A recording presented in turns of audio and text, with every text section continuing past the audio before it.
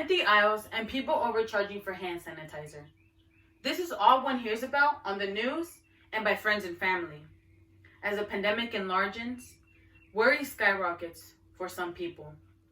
Greetings, my name is Marisol Zuniga, and today we are going to discuss the worldwide issue known as the coronavirus. Being one of the millions of people having to experience a lockdown and having to be cautious of their surroundings, I have some knowledge of the current situation.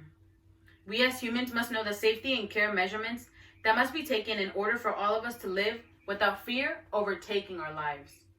Initially, we will discuss my personal feelings towards the pandemic. Secondly, we will talk over what I hope to happen. And finally, we will cover what is happening in society. Furthermore, now that we have been introduced to the subject at hand, let us move on to my individualized emotions towards what is going on. As the virus began broadcasting worldwide, there is one thing that immediately crossed my mind. How are people doing?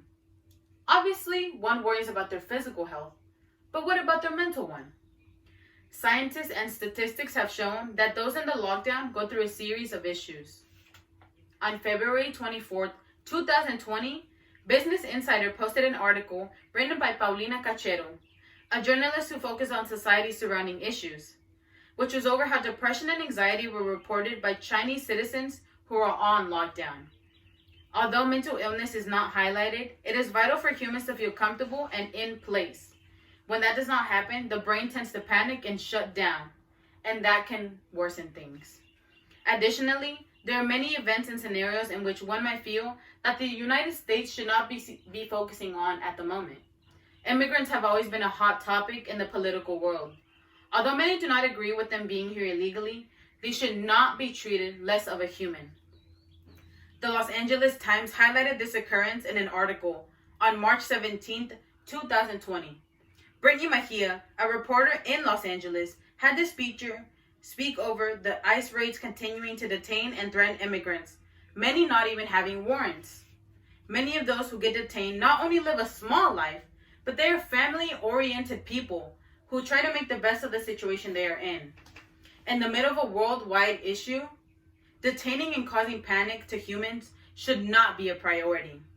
People from all around are writing petitions in hopes that this terrible action will stop. Although it is understandable for one to feel trapped in their household, it is vital for one to maintain their distance for the health of everyone. Recently, people have begun to go against the government's stay-at-home order.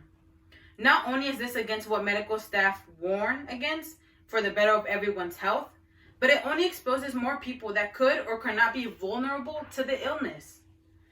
Jason Slotkin, a member of the Houston Media Public, posted this article on May 1st, 2020, to show how Michigan residents are protesting in masses, not even following cautionary rules. These people claim to have lost their right to freedom, but one must realize that these limits are placed in order to slow the curve and help those who have weaker immune systems. In this day and age, we may not have had to deal with what we are going through before, so they do not fully comprehend the intensity of the scenario. The coronavirus is still something that has yet to be fully understood by even the top scientists and doctors, so one must continue to follow suggestions from them in order to help others and ourselves.